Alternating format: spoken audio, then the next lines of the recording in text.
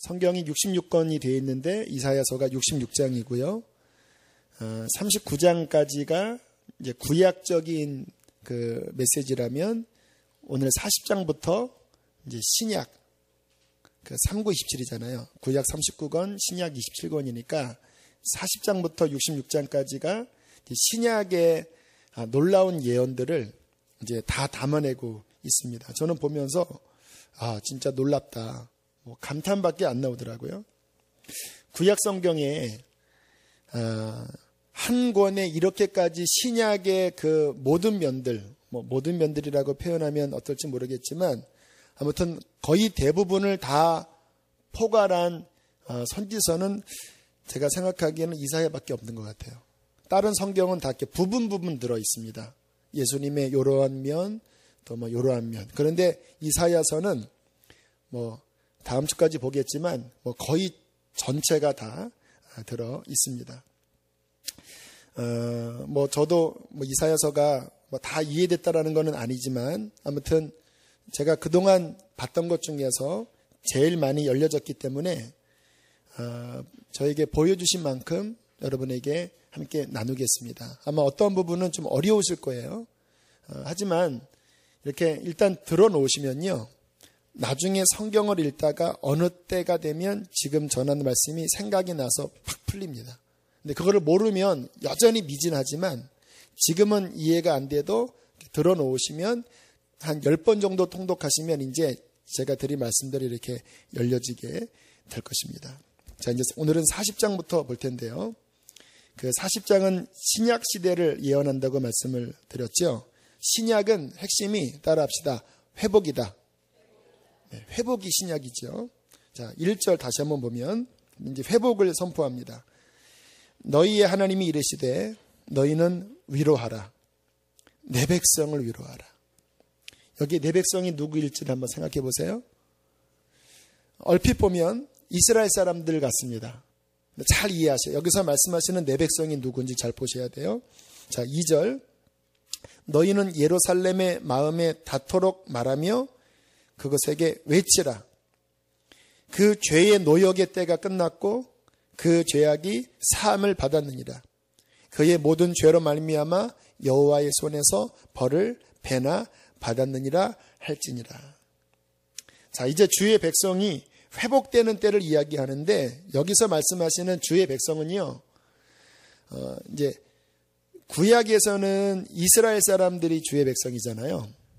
신약에서는 누가 주의 백성이냐면 이스라엘만도 아니고 이방인만도 아니고 하나님의 택한 이방인 중에서도 택하시고 유대인 중에서도 택하셔서 하나님이 그의 새로운 한 백성을 지으셨습니다. 이게 에베소서에 말씀하세요. 이방인이나 유대인이나 이제 상관할 것이 없고 그리스도 안에서 한 새 사람을 지으사 이방인과 유대인이 참된 하나님의 백성으로 하나님께 나아가는 것이 주님의 구원의 계획입니다. 그러니까 여기서 말씀하시는 위로하라는 우리한테 하시는 말씀이에요. 너희가 창세에 그 죄로 말미암아 벌을 받고 그 죄로 말미암아 고통받았던 그 모든 인류에게 이제 너희의 복역의 때가 끝났고 그 죄로 말미암아 너희가 이제 모든 것들이 십자가로 말미암아 끝날 그 회복이 이제 왔다라고 이사야서에서 예언을 하고 있습니다. 자, 그게 이제 신약이잖아요. 자, 그러면 예수님이 오시기 전에 예수님 앞서서 온 사람이 있었죠. 누구죠? 세례 요한. 세례 요한이 외치는 자의 소리로 광야에서 주님이 오시기를 예비하잖아요. 기가 막히게 40장 3절부터 세례 요한을 이야기하고 있습니다. 너무너무 오묘하죠. 자, 3절부터 4절까지 5절까지 읽겠습니다. 시작.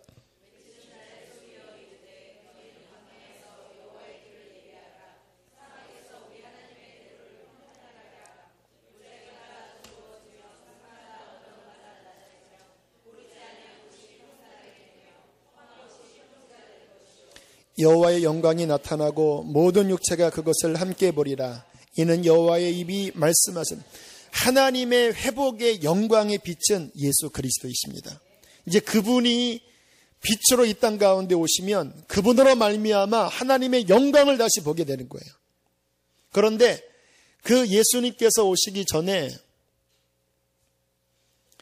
세례 요한이 먼저 앞서서 했던 것은 뭐냐면 회개의 복음을 전하면서, 회개의 세례를 전하면서 주님을 받아들이기에 거칠어졌던 그 죄를 무너뜨리고 낙심했던 상처를 메꾸고, 그리고 주님의 오실, 영적으로 오실 길을 예비하는 사역을 세례 요한이 했던 것입니다. 자, 그 이야기를 하는데요, 우리들에게도 그대로 적용할 수 있죠.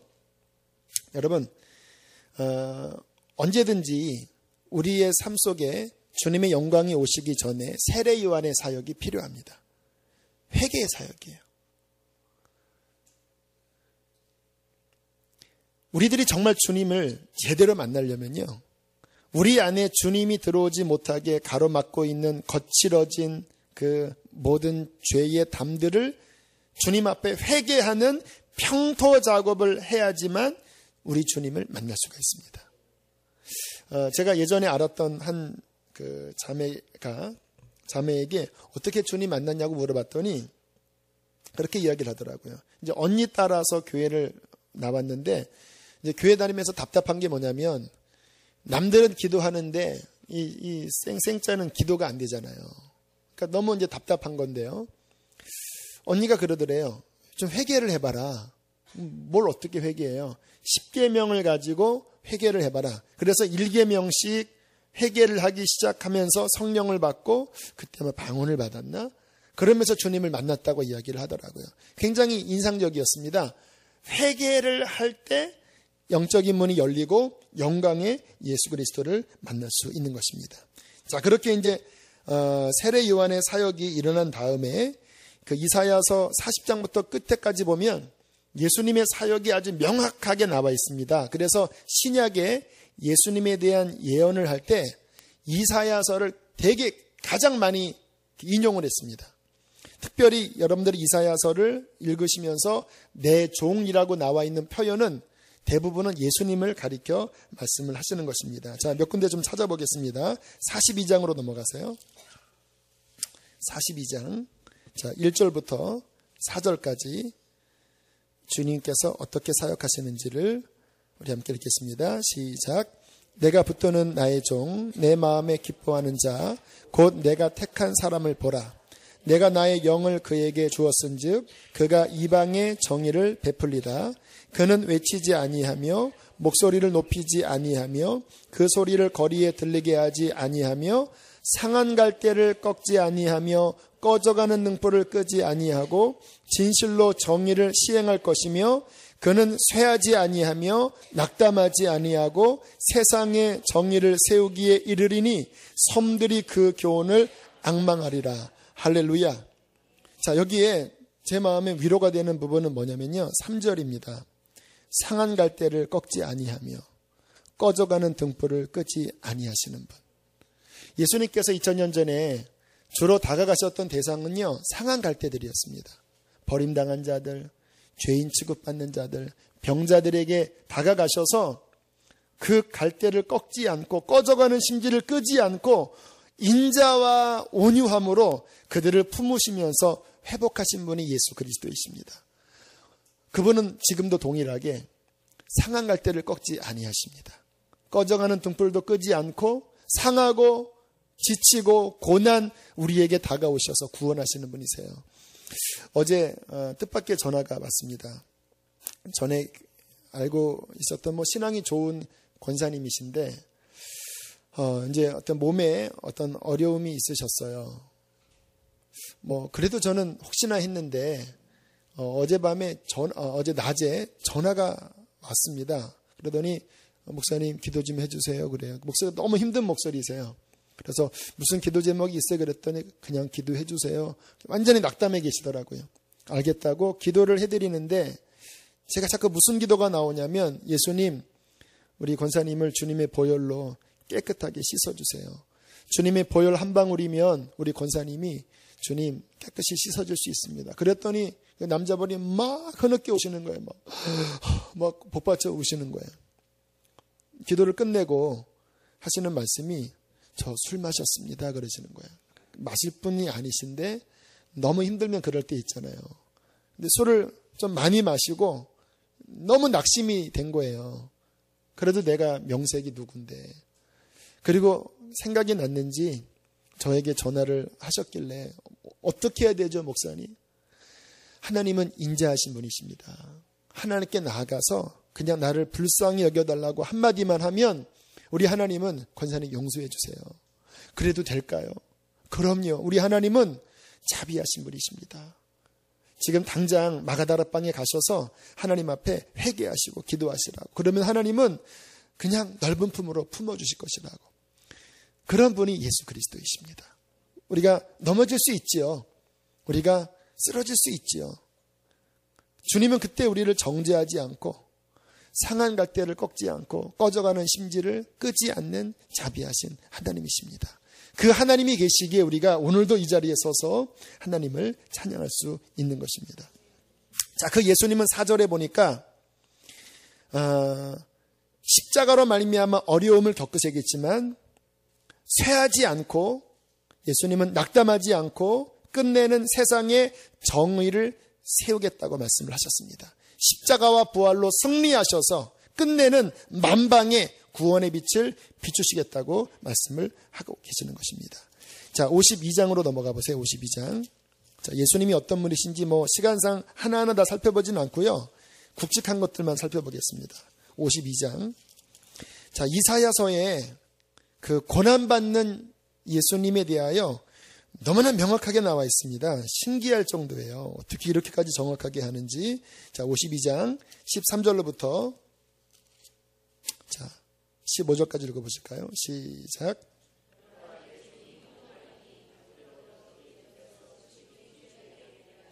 전에는 그의 모양이 타인보다 상하였고 그의 모습이 사람들보다 상하였으므로 많은 사람이 그에 대하여 놀랐거니와 그가 나라들을 놀라게 할 것이며 왕들은 그로 말미암아 그들의 입을 봉하리니 이는 그들이 아직 그들에게 전파되지 아니한 것을 볼 것이요 아직 듣지 못한 것을 깨달을 것입니다. 할렐루야. 주님의 십자가의 상한 모습을 이야기하지요. 많은 사람들이 놀랬잖아요. 그러나 그의 부활로 말미암아 열방들을 놀라게 하고 왕들의 입을 봉할 것이라고 말씀을 하고 있는 것입니다. 자, 53장은 우리가 너무나 잘 아는 것처럼 예수님의 사역에 대해서 너무나 정확하게 보여주고 있습니다. 그가 찔림은 우리의 허물이 인함이요. 쭉쭉 여러분들 잘 아시죠? 자, 2절 3절 예수님이 어떠한 모습인지를 한번 보겠습니다. 2절 3절 시작. 마른 땅에서 나온 뿌리 같아서 고운 모양도 없고 풍채도 없은즉 우리가 보기에 흠모할 만한 아름다운 것이 없도다. 그는 멸시를 받아 사람들에게 버림받았으며 간고를 많이 겪었으며 질고를 아는 바라. 마치 사람들이 그에게서 얼굴을 가리는 것 같이 멸시를 당하였고 우리도 그를 귀히 여기지. 그래서 유대인들이 예수님을 받아들이지 못한 거예요. 왜냐하면 그들이 가진 선입견은 뭐였냐면 메시아가 올 때는 왕처럼 올 거라고 생각했거든요. 그래서 이 이스라엘을 로마로부터 해방시킬 것이라고 생각을 한 거예요. 그런데 그 당시 예수님의 모습은 그 거지 집단 모습입니다. 그렇잖아. 이렇게 주님이 주로 가셨던 데는 진짜 문둥이들 사는 곳, 병자들 사는 곳에 그 제자들은 깨재재하게 얼마나 씻었겠습니까? 그냥 옷도 그냥 남루하게 입고 예수님도 그냥 능력은 나타나고 거룩하지만 겉으로 보면 유대인들을 보기에 아닌 거예요. 어떻게 저가 어떻게 메시아냐. 왕으로 오셔야 되는데. 이 말씀을 못 봐요. 여러분 지지난주 회복 기억나시나요? 어떻게 그가 메시아냐. 그때 그 유대 목사님이 그러죠. 이사야서 53장 보았냐고 그러잖아요. 이 고난받는 종에 대해서 저는 왜 그럴까 생각을 해보면요. 주님께서 많은 경우에 자신을 감추시면서 이렇게 다가오십니다. 이렇게 인간적으로 이렇게 받아들이기 힘든, 그래서 옥석을 가르시는 것 같아요. 정말 외적인 것이 아니라 정말 진실한 마음을 가진 사람은 볼 수 있는 그 변장된 모습으로. 그래서 뭐 저는 그런 간증 가끔 들어요. 어떤 거지가 나타났는데 그를 도와주고 났더니 나중에 주님이 나였다. 뭐 이런 간증. 한때 그런 간증 많았죠. 그래도 저도 그 다음부터 그런 거지만 보면 속으로 주님이시죠? 막 이렇게. 그때 막 지하철 타고 가는데 진짜 신기했습니다. 이렇게 그런 이제 좀 그런 분이 계시길래 이렇게 이제 돈을 좀 드리고 했더니 갑자기 딱 주머니에서 그 전도지 같은 이런 뭐 교회 명함 같은 걸 이렇게 주면서 씩 웃는데 주님 같은 거예요. 그래서 이렇게 이제 제가 했고요. 또 한 번은 교회에 이렇게 앉아 있는데 이렇게 소아마비 환자가 들어오더니 저한테 형제교회를 찾는데요. 그래서 아니 교회 이런 데 많은데 그렇게 형제교회 못 찾습니다 했더니 본인은 꼭 찾아야 되겠대요. 그래서 혹시 돈을 바라나? 돈을 드렸더니 확 이렇게 던지면서 내가 원하는 건 돈이 아니라 형제교회를 찾는다. 그래서 이렇게 얘기를 나눠봤는데 또 비범한 거예요. 그래갖고 제가 기도 좀 해달라고 그래서 그분 앞에 이렇게 무릎 꿇고 기도를 받았는데 근데 진짜 저에 대해서 정확하게 기도하시더라고요. 그때 20대였대거든요. 뭐 낙심하지 말게 하시고 막 눈물이 났습니다. 눈을 떴더니 그분들 왜 우는 거예요? 이렇게 하면서 저한테 왜 우냐요? 그래서 눈물이 나서요. 이렇게 해서 그리고 보내드렸는데 또 그날 밤에 솔직히 얘기하세요. 주님께서 초림 때 그렇게 변장된 모습으로 나타나시면서 우리의 죄를 짊어지셨습니다. 재림할 때는 왕으로 오실 거거든요. 그러나 지금도 저는 우리의 삶의 여러 모습 속에서 그러한 위장된 모습으로 정말 허영을 버리고 진실이 주님을 사모하면 만날 수 있는 그러한 역사로 오십니다. 그런 거 보면 저는 이 수지선화 목자교회 이 꺾여진 예배당이 그런 것 아닐까라는 생각이 들어요. 이렇게 아이들이 오면은 이 예배당 보고 교회가 이상해 하면서 실망한대요. 이렇게. 하지만 주님이 이 꺾여진 예배당 안에 주님의 은혜를 부어주시고 이곳에 역사하시는 줄로 믿습니다. 자, 그렇게 주님께서 흠모할 만한 것이 없는 모습으로 정말 찌그러진 모습으로 오셨다고 하는 말씀, 4절 5절 너무나 잘 아는 말씀이지요. 쭉 넘어가고 자 9절 자 9절 함께 읽겠습니다. 시작.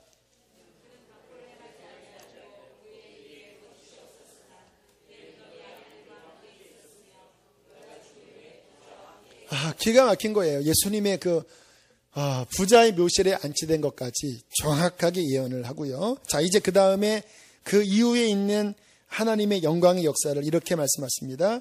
10절로 11절까지 읽겠습니다. 시작. 여호와께서 그에게 상함을 받게 하시기를 원하사 질고를 당하게 하셨은즉 그의 영혼을 속건제물로 드리기에 이르면 그가 씨를 보게 되며 그의 날은 길 것이요 또 그의 손으로 여호와께서 기뻐하시는 뜻을 성취하리라. 그가 자기 영혼의 수고한 것을 보고 만족하게 여길 것이라. 나의 의로운 종이 자기 지식으로 많은 사람을 의롭게 하며 또 그들의 죄악을 친히 담당하리로다. 할렐루야. 십자가와 부활, 성경의 핵심, 복음의 핵심, 하나님의 역사의 핵심은 예수 그리스도의 십자가와 부활입니다. 오늘 그 말씀을 하잖아요. 그가 자기 영혼을 속건제물로 드리기에 이르면 그는 그의 날이 길 것이요 부활과 영생을 이야기하는 거예요.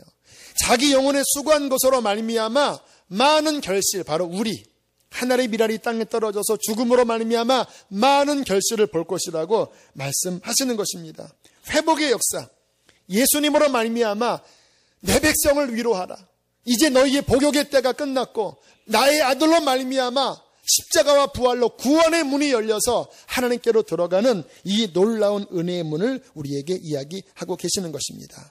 자, 그렇게 이제 예수님의 십자가를 이야기하신 다음에 55장으로 넘어가 보세요. 이제 은혜의 문이 열린 구원의 시기를 이렇게 선포하고 있습니다. 55장 1절로 3절 읽겠습니다. 시작.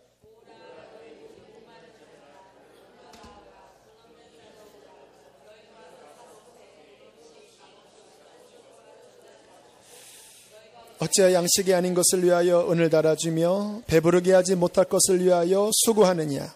내게 듣고 들을지어다. 그리하면 너희가 좋은 것을 먹을 것이며 너희 자신들이 기름진 것으로 즐거움을 얻으리라.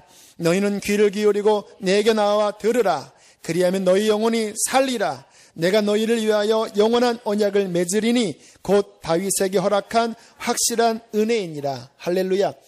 이 53장 이후부터 보면요, 영광의 막 엄청난 축복의 역사들을 노래하고 있는 거예요. 지금 이 시대를 이야기하는 겁니다. 십자가 복음, 그 부활 이후에 있을 하나님의 진정한 구원의 역사. 너희가 모세가 주었던 그 만나는 먹고도 다시 배고프게 되었거니와 내가 참떡을 주노니 곧 나의 살이다. 너희가 내 살을 먹고 내 피를 마시고 너희 배에서 생수가 강처럼 흘러나가면 너희는 비로소 진정한 만족, 진정한 생명을 누리게 될 것이다. 구약은 축복의 개념이 물질적입니다. 신약에서는 물질도 축복이지만 세컨드입니다. 신약에서 진짜 축복은요, 영혼 안에 부어지는 하나님의 생명의 충만함이에요. 어찌하여 너희가 썩어질 것을 위해 수고하느냐? 배부르게 못할 것을 위해 애쓰느냐? 내가 정말로 너에게 주는 산떡, 진정한 생명, 진정한 음료, 진정한 부귀, 하나님의 영원한 생명을 너에게 주겠다. 그러니까 오늘 이 밤에 우리가 주님 앞에 나와 음성을 듣고 그의 은혜를 누릴 때 우리는 세상 그 누구보다 부유한 자가 되는 것입니다. 할렐루야. 영적으로 부유한 거지요. 영은 가난하고 세상적으로 잘 살면 뭐가 자꾸 떠들죠? 그렇게 되겠습니까? 자, 다시 6절 7절 보세요. 6절 7절 시작. 너희는 여호와를 만날 만한 때에 찾으라. 가까이 계실 때에 그를 부르라. 악인은 그의 길을, 불의한 자는 그의 생각을 버리고 여호와께로 돌아오라. 그리하면 그가 긍휼히 여기시리라. 우리 하나님께로 돌아오라. 그가 너그럽게 용서하시리라. 자, 여기에 때를 이야기합니다. 여호와를 만날 만한 때, 가까이 계실 때. 사도 바울이 이 말씀을 인용하면서 뭐라고 뒤에 이어서 말씀하십니까? 보라, 지금이 구원받을 만한 때요. 보라, 지금이 은혜의 때로다. 예수님으로 말미암아 주님 재림하기 전까지 문이 확 열린 거예요. 그래서 누구든지 천국을 침노하는 자는 빼앗는 것입니다. 십자가를 붙잡고 예수님 앞에 나와 회개하면 어떠한 악인일지라도, 어떠한 살인범일지라도 천국은 침노하는 자의 곳으로 문이 열려진 이 은혜의 시대를 성경은 말씀하고 있습니다. 우리는 이 한복판을 걸어가고 있고 우리는 그 안으로 들어갔습니다. 할렐루야. 얼마나 놀라운 축복인지요. 메리 백스터의 천국은 정말 있습니다라는 책에 이러한 내용이 있습니다. 지난번에 얼핏 얘기한 거지요. 천사가 이야기합니다. 우리의 죄가 예수님의 보혈에 의해 어떻게 씻겨지는지를 보여주겠습니다. 그리고 이제 지상으로 내려와서 한 교회에 딱 뚜껑이 열리더니 그 예배드리는 장면이 보이더래요. 그때 목사님이 바로 이 말씀, 너희는 여호와를 만날 만한, 이 말씀을 막 전하고 있는데 지금도 그러리라고 믿습니다. 천사가 앞에 둘, 뒤에 2명 이렇게 딱 서 있고, 그리고 중간에 딱 서 있는데 교인들이 어떻게 예배드리는지 다 적고 있더래요. 이렇게 헌금 시간에 어떠한 마음으로 헌금하는지, 아까운 마음으로 아깝다 이렇게 또 기쁜 마음, 진짜 이렇게, 왜냐면 천국에 기록책이 있다라는 말씀이 있거든요. 다 기록한대요. 이렇게 어떤 마음으로 예배드렸는지 딱 쌓이는 거예요. 그렇게 막 말씀을 전하는데 하늘에서 주님의 기름 부으심이 막 임하면서 영광이 막 이렇게 목사님을 통해서 지금도 저는 느껴요. 주님께서 그의 영을 부어주고 계십니다. 막 위에서부터 막 쏟아 부어지는데 갑자기 문 밖에서 한 알코올 중독자가 문을 열면서 들어오더니, 목사님, 제가 바로 목사님이 말씀하시는 죄인입니다. 저는 알코올 중독자입니다. 저도 구원받고 싶습니다 하면서 들어오더래요. 그랬더니 집사님 2분이 그분 옆에 가서 간절히 기도하는 순간 천사가 2명이 또 다시 내려오더래요. 막 간절하게 기도를 하는데 천사가 그 남자의 가슴을 탁 치니까 가슴에서 먹구름 같은 검은 연기가 빠져나가는데 죄가 이렇게 빠져나가더래요. 그리고 계속 옆에서 기도를 하니까 이제 그 심령이 보이는데 아주 시커먼 보자기가 그 사람의 이 심령을 완전히 감싸고 있더래요. 그게 알코올 중독, 술 취함의 사슬이었다고 합니다. 집사님 한 분이, 그런 분 기도하면 막 답답하잖아요. 죄를 낱낱이 고백해야 됩니다. 그랬더니 이제 하나하나 막 고백하는 순간 갑자기 천사가 불 같은 곳으로 확 이렇게 치니까 실오라기처럼 그것이 막 풀어지면서 그게 다 그 시커먼 그 보자기의 사슬 같은 것들이 다 풀어지더래요. 그러면서 엄청난 죄의 해방과 자유를 누리면서 막 두 손을 들고, 여러분들 그 은혜 받았을 때 그 느낌이에요. 막 두 손을 들면서 찬양을 할 때 하나님의 영광이 그에게 내려오기 시작했습니다. 그러고 난 다음에 갑자기 이제 올라갑시다 하더니 백스터를 데리고 딱 천국에 올라가는데 어느 한 방에서 그 남자의 기록책을 딱 꺼내더래요. 그 사람이 평생 지은 죄가 있는 그 책인데 예수님의 보혈이 그 죄의 기록을 다 지워버리더랍니다. 그러더니 그의 모든 죄는 하나도 없게 되었다라는 거예요. 그는 거듭났습니다. 이제 어떻게 구원받는지의 그 영적 세계에서 일어나는 일들을 보여준 거예요. 보라, 지금은 여호와를 만날 만한 때요. 보라, 지금은 구원의 날이로다. 악인은 그 길을 불의한 자는 그의 생각을 버리고 여호와께로 돌아오면 그가 긍휼히 여기시고 그 십자가 은총으로 우리를 너그럽게 용서하시는 이 열려진 은혜의 때에 저와 여러분 진격해 들어가서 죄사함 받고 깨끗하게 씻김을 받고 천국을 유업으로 누리는 저와 여러분 되시기를 축복합니다. 지난 복음 인카운터 때 우리 가장 나이 많으신 우리 권사님이신가요?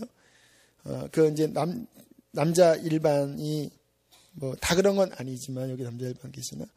남자 일반이 좀 죄가 많잖아요, 이렇게. 그래도 아무래도 좀 이렇게 뻑뻑할 것 같더라고요, 이렇게. 근데 거기 가장 연장자가 막 저한테 요 앞에 운동장에서 그러시는 거예요. 목사님, 꿈을 꿨는데요. 우리 남자반이 옷을 다 갈아입었어요. 형형 색깔의 옷으로 갈아입었는데, 하나님이 오늘 역사하시겠구나. 느껴져. 그 얘기를 듣는 순간, 남자 일반이 변해야겠구나. 막 그런 생각이 드는데, 아니나 다를까, 막 나중에는 그 소년 나이반이 막 가장 기쁘게 막 기뻐하는데, 옷을 주님께서 갈아입혀 주시더라고요. 하나님 앞에 회개하고 죄사함 받는 은총, 우리 교회에서 더 많이 일어나게 되기를 축복합니다. 지금이 바로 그러한 때입니다. 자, 57장은요, 이방인의 구원에 대한 이야기를 56장이건 56장은 이방인의 구원을 이야기하고 있습니다. 자, 6절 7절 한번 읽어보실까요? 6절 7절 시작.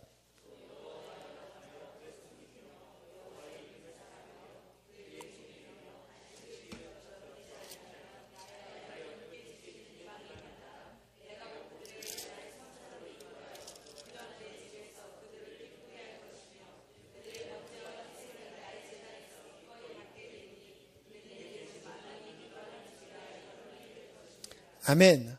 여러분, 하나님의 계획은요, 구약에서는 유대인들에게 집중되어 있었지만 하나님의 관심은요, 유대인만이 아니에요.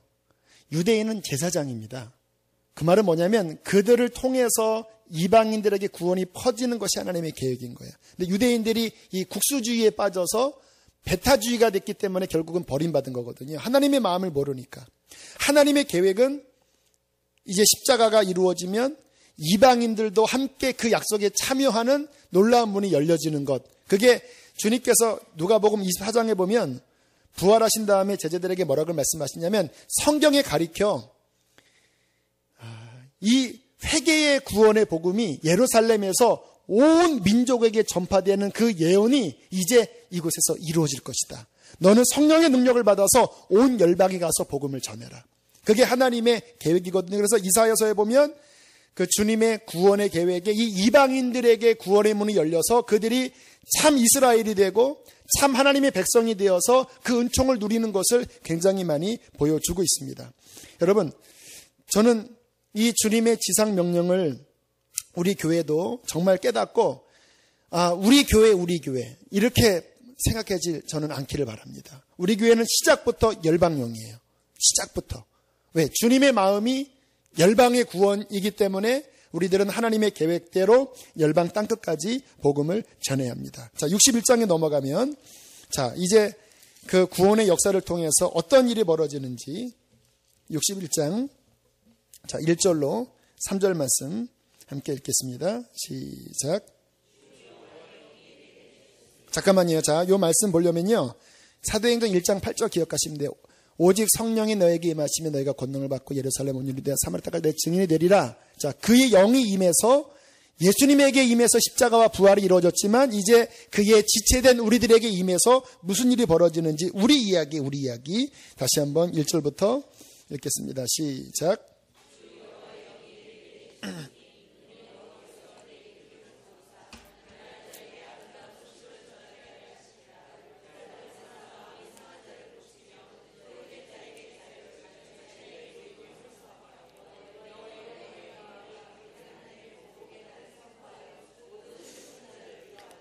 무릇 시온에서 슬퍼하는 자에게 화관을 주어 그 죄를 대신하며 기쁨의 기름으로 그 슬픔을 대신하며 찬송의 옷으로 그 근심을 대신하시고 그들의 의의 나무 곧 여호와께서 심으신 그 영광을 나타낼 자라 일컬음을 받게 하려 하심이라. 할렐루야. 주의 영이 임해서 우리들이 나아가서 수많은 사람들, 슬퍼하는 자, 죄 가운데 신음하는 자들을 건져내서 하나님의 자녀로 세우는 것, 그것이 하나님이 우리에게 주신 놀라운 사명이라고 말씀을 하시는 것입니다. 쭉 그런 이야기 하다가 어떤 일이 벌어질까? 11절, 61장 11절 보세요. 읽겠습니다. 61장 11절 시작.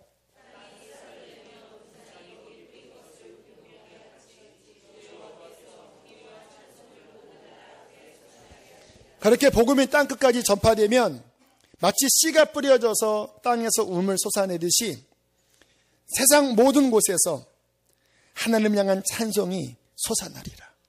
우리 지금 증거잖아요. 그 사랑 얼마나 아름다운지. 우리의 과거에 하나님의 사랑이 어디 있었습니까? 하지만 그 십자가의 복음이 우리에게 와서 그 사랑을 감격하고 그 사랑을 찬양하는 찬양이 열방 가운데서 음솟듯이 솟아나고 있습니다. 이 복음을 우리가 또 땅끝까지 증거하면 그 전파되는 그곳에서 하나님을 향한 찬양이 열방 가운데 뿌려져서 음솟다가 온 열방 민족의 모든 민족의 구원받는 사람들이 다 생겨나면 수가 딱 채워지면 주님 오시는 거예요. 모든 민족이 주님 앞에 돌아오게 될 것입니다. 할렐루야. 자, 이제 마지막 한 가지 나누는 것은 좀 어렵습니다. 어렵지만 실은 제가 이번에 깨달은 거예요. 그러니까 제가 이번에 깨달은 거니까 여러분들에게는 좀 낯설 수도 있어요. 하지만 아까 드린 말씀처럼 일단 이렇게 머릿속에 저장만 해놓으셔도 좋을 것 같고요. 그러나 하나님께서 마음을 여시는 분들은 그 말씀을 붙잡는 자에게 깊은 위로가 임할 것입니다. 또 성경을 보는 눈이 막 그냥 특별히 구약이 이게 내 말씀이구나. 이게 내 말씀으로 와닿게 될 거예요. 자, 다시 40장으로 넘어가 보세요. 40장. 자, 2절 한번 읽어보세요. 2절. 읽겠습니다. 시작.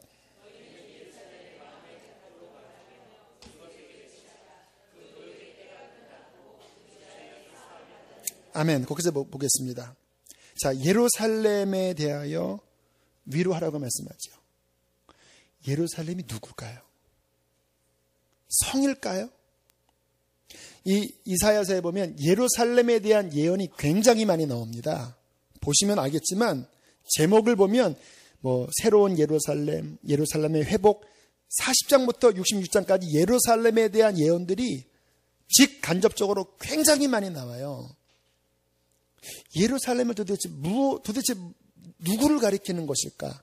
정말 지금 팔레스타인에 있는 그 예루살렘 그 성지를 이야기하는 것일까? 물론 그것도 틀린 말은 아니에요. 지금 많은 사람들이 그 예루살렘의 회복을 위해서 실질적으로 어떤 노력들을 하고 있어요. 하지만 그 땅의 그 예루살렘 그 지역의 회복만을 이야기를 하는 것이라면 너무 편협해집니다. 이 성경의 예언이 그거 하나로만 끝나기에는 너무 편협해요. 그렇게 성경을 보는 것은 제가 보기에는 맞지 않아요. 예루살렘은 무엇을 의미하는 것일까? 자, 신약에 넘어가서 예루살렘이 무엇인지를 살펴보고 다시 이제 이 이사야서의 말씀을 살펴보셔야 될 텐데 조금 어려워서 염려스럽지만 그래도 한번 해보겠습니다. 자, 갈라디아서를 한번 보세요. 갈라디아서. 자, 신약의 예루살렘이 무엇인지를 사도 바울이 이렇게 해석을 했습니다. 갈라디아서 4장으로 넘어가 보겠습니다. 고린도 후서 다음에 있습니다. 305쪽.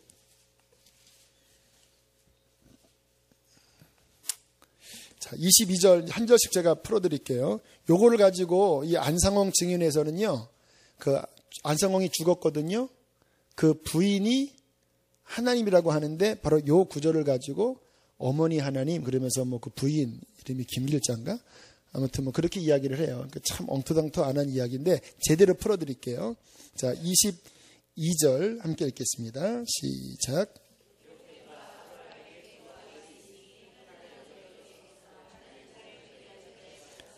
자, 아브라함에게 두 아들이 있습니다. 누구와 누구죠?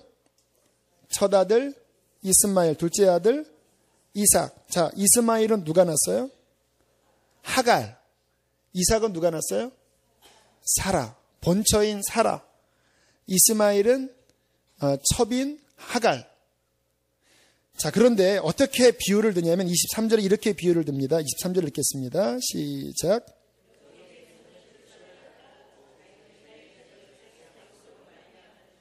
여정은 인간적으로 난 건데 그거는 구약 율법의 육신의 계명이다. 그러니까 성경에서는 구약 율법이 아니라 새로운 언약 복음이라고 이야기를 하잖아요. 그런데 이렇게 비유를 드는 거예요. 하갈에게서 난 그 이스마엘은 육신을 따라 인간적으로 난 건데 그것은 율법에서 난 거다. 하지만 사라에게서 난 것은 하나님의 언약에서 난 하나님의 약속에서 난 복음으로 말미암아 난 것이다. 그렇게 이야기를 하는 거거든요. 그게 24절입니다. 24절 읽겠습니다. 시작.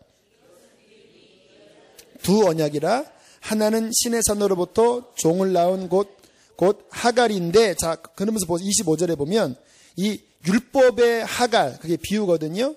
그 이스마엘.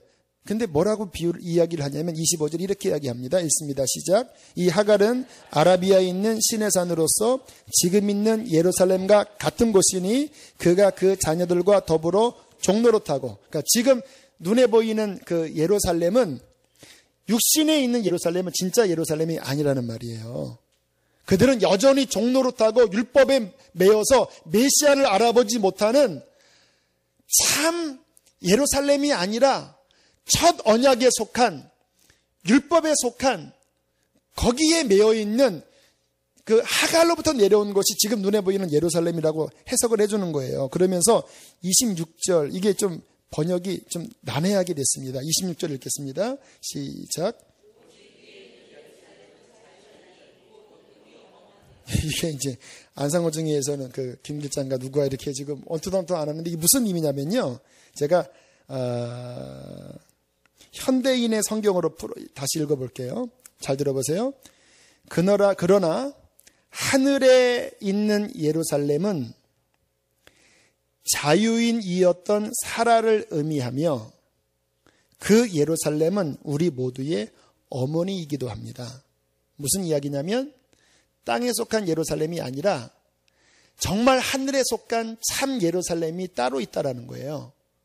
그런데 이 예루살렘은 누구냐면 하갈이 아니라 아브라함, 믿음의 조상 아브라함의 아내인 자유한 정말 참된 복음을 받은 그 사라에 속한 예루살렘이라는 거예요.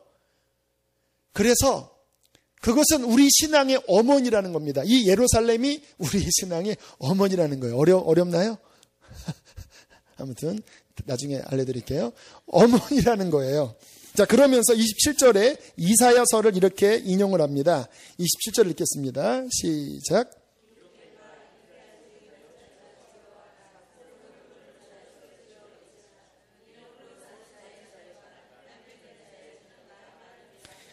그 아들을 낳지 못하는 사라가 자유한 참된 아내 사라가 하나님의 능력으로 말미암아 잉태를 해서 자녀를 낳았는데 그 자녀가 많아졌다라고 말씀하거든요. 그 자녀가 누구냐면 율법으로 나온 자녀가 아니라 예수 그리스도 복음 참된 믿음의 후손으로서 아브라함의 믿음을 이어받은 참된 자유인인 사라의 믿음을 이어받은 그 자녀들이 태어나서 우리가 예루살렘에 들어갔다라는 거예요. 이해가 되시나요? 우리가 그 예루살렘 시민이 되었다라는 거예요. 에이, 설마. 성경을 또 풀어드릴게요. 히브리서로 넘어가 보세요. 히브리서로. 히브리서 12장. 히브리서 12장. 22절, 23절. 자, 우리가 구원받은 다음에 이 히브리서 12장에 있는 그 앞에도 역시 율법과 복음을 비교하는 거예요. 앞에 있는 그 시내산의 율법은 모세의 그 시내산 그렇게 두렵고 떨리는 이야기 하다가 그게 아니라 이제 22절에 우리 복음을 받은 우리들이 어디에 들어갔는지를 이렇게 말씀하십니다. 22절 읽습니다. 시작. 하늘의 예루살렘과 천만 천사와 하늘에 기록된 장자들의 모임과 교회와 만민의 심판자이신 하나님과 및 온전하게 된 의인들의 영, 우리가 믿음으로 아브라함의 자손이 되고 우리의 어머니인 사라의 그 약속의 자손이 되어서 홀로 된 그 여인이 엄청나게 많은 자녀를 낳았는데 믿음의 후손들이 돼서 우리가 하늘에 있는 그 어머니 예루살렘 그 안에 들어가서 우리가 그 예루살렘의 시민이 되었다는 것입니다. 이게 왜 중요하냐면 이사야서에 그 예루살렘에 대한 그 수많은 회복의 약속도 이따가 한번 살펴볼 텐데 그게 다 우리에게 하는 이야기예요. 그 소망의 약속들을 여러분들이 내 것으로 취하면요, 이 엄청난 보화가 이사야서에서 우리에게 쏟아지게 될 것입니다. 자, 마지막으로 하나 더 볼게요. 자, 종결입니다. 요한계시록 21장으로 넘어가 보세요. 요한계시록 21장 9절부터 보겠습니다. 예루살렘의 종결입니다. 그 예루살렘이 마지막에 어떻게 완성되는지를 보세요. 자, 9절 읽겠습니다. 시작. 주님, 이리 오라. 내가 신부 곧 어린 양의 아내를 내게. 어린 양의 아내가 누구예요? 교회인 우리잖아요. 내가 어린 양의 아내를 보이리라. 그러면서 10절에 이렇게 말씀합니다. 읽겠습니다. 10절 시작.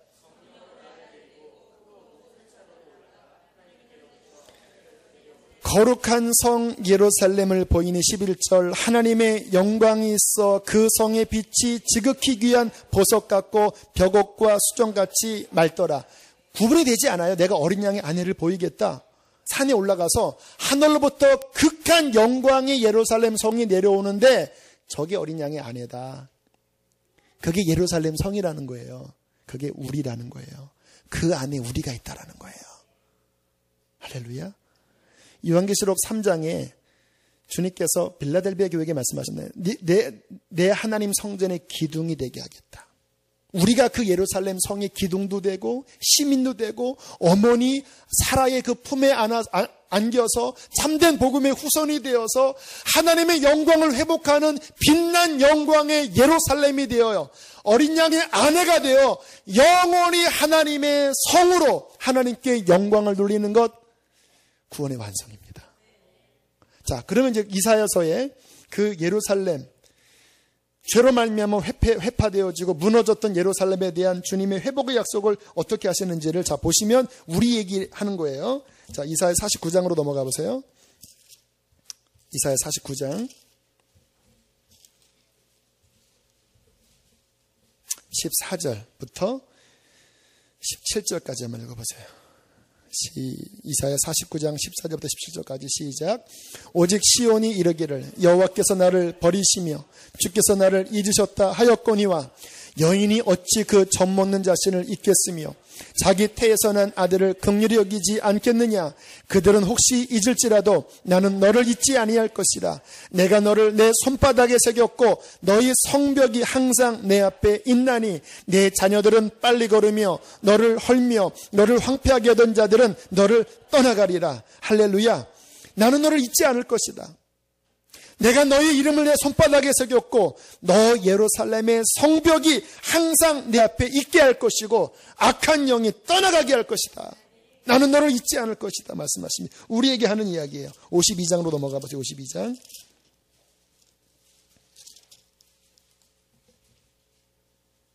9절 읽겠습니다. 9절, 52장 9절 시작. 너 예루살렘의 황폐한 곳들아 기쁜 소리를 내어 함께 노래할지어다. 이는 여호와께서 그의 백성을 위로하셨고 예루살렘을 구속하셨습니다. 십자가로 내가 너를 위로하고 참 예루살렘을 내가 구속하고 회복할 것이다.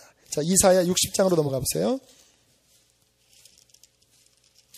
1절로 4절까지 보세요. 여러분의 성경도 그 60장 위에 제목이 뭐라고 나와 있어요? 그렇죠. 읽겠습니다. 1절부터 시작. 일어나라 빛을 발하라. 이는 내 빛이 이르렀고 여호와의 영광이 내 위에 임하였음이니라. 보라 어둠이 땅을 덮을 것이며 캄캄함이 만민을 가리려니와 오직 여호와께서 내 위에 임하실 것이며 그의 영광이 내 위에 나타나리니 나라들은 내 빛으로 왕들은 비추는 내 광명으로 나오리라. 내 눈을 들어 사방을 보라. 무리가 다 모여 내게로 오느니라. 내 아들들은 먼 곳에서 오겠고 내 딸들은 안기어 올 것이라. 5절까지. 그때에 내가 보고 기쁜 빛을 내며 내 마음이 놀라고 또 화창하리니 이는 바다의 부가 내게로 돌아오며 이방 나라들의 재물이 내게로 옴이라. 할렐루야. 막 열방 끝에서 주님의 자녀들이 그 예루살렘, 그 하늘의 어머니 품으로 안길 구원받은 후사들이 막 몰려오면서 어찌 잉태치 못한 자가 이렇게 수많은 자녀들을 낳았는지, 그들이 하나님을 찬양하고 그들이 기뻐하고 하늘의 영광이 임하는 이 엄청난 예루살렘의 회복을 주께서 말씀하시는데 우리 이야기하는 거예요. 그 빛이 우리에게 임하여 우리가 이 빛 가운데로 들어갔다라는 것입니다. 19절부터 21절까지 보세요. 계시록이랑 똑같은 이야기가 나옵니다. 19절부터 21절까지 시작. 낮에 해가 내 빛이 되지 아니하며 달도 내게 빛을 비추지 않을 것이요 오직 여호와가 내게 영원한 빛이 되며 내 하나님의 내 영광이 되리니 다시는 내 해가 지지 아니하며 내 달이 물러가지 아니할 것은 여호와가 내 영원한 빛이 되고 내 슬픔의 날이 끝날 것입니다. 내 백성이 다 의롭게 되어 영원히 땅을 차지하리니 그들은 내가 심은 가지요 내가 손으로 만든 것으로서 나의 영광을 나타낼 것인즉 할렐루야. 내 슬픔의 날이 끝날 것이라. 예루살렘아 너에게 영광의 빛이 임하여 너는 회복될 것이라고 약속해 주는 것입니다. 마지막 62장 1절로 7절까지 주여 함께 읽겠습니다. 시작. 나는 시온의 의가 빛같이 예루살렘의 구원이 횃불같이 나타나도록 시온을 위하여 잠잠하지 아니하며 예루살렘을 위하여 쉬지 아니할 것인즉 이방 나라들이 내 공의를 뭇 왕이 다 내 영광을 볼 것이요 너는 여호와의 입으로 정하실 새 이름으로 일컬음이 될 것이며 너는 또 여호와의 손에 아름다운 관 내 하나님의 손에 왕관이 될 것이라. 다시는 너를 버림받은 자라 부르지 아니하며 다시는 내 땅을 황무지라 부르지 아니하고 오직 너를 헵시바라 하며 내 땅을 뷸라라 하리니 이는 여호와께서 너를 기뻐하실 것이며 내 땅이 결혼한 것처럼 될 것입니다. 마치 청년이 처녀와 결혼한 같이 내 아들들이 너를 취하겠고 신랑이 신부를 기뻐함 같이 내 하나님이 너를 기뻐하시리라. 예루살렘이여 내가 너의 성벽 위에 파수꾼을 세우고 그들로 하여금 주야로 계속 잠잠하지 않게 하였느니라. 너희 여호와로 기억하게 하는 자들아 너희는 쉬지 말며 또 여호와께서 예루살렘을 세워 세상에서 찬송을 받게 하시기까지 그로 쉬지 못하시게 하라. 할렐루야.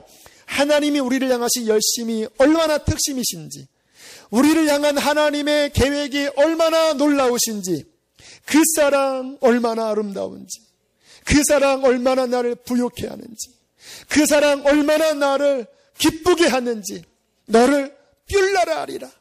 내가 너와 결혼할 것이고 너의 수치가 더 이상 내게 있지 아니할 것이라. 여러분 이것이 우리의 영적인 정체성입니다. 인간적으로 뭐가 없고 부족하고, 여러분 이미 예수 그리스도 안에서 우리에게 주신 이 어마어마한 성경의 약속들은요, 이거는 말로 표현할 수 없는 어마어마한 복이 이미 우리에게 임했습니다. 하나님을 기뻐하십시오. 여러분에게 주신 은혜를 누리십시오. 우리가 주님의 예루살렘임을 고백하십시오. 사랑에 찬양하십시오. 주님께서 우리를 기뻐하십니다. 우리 함께 찬양할 때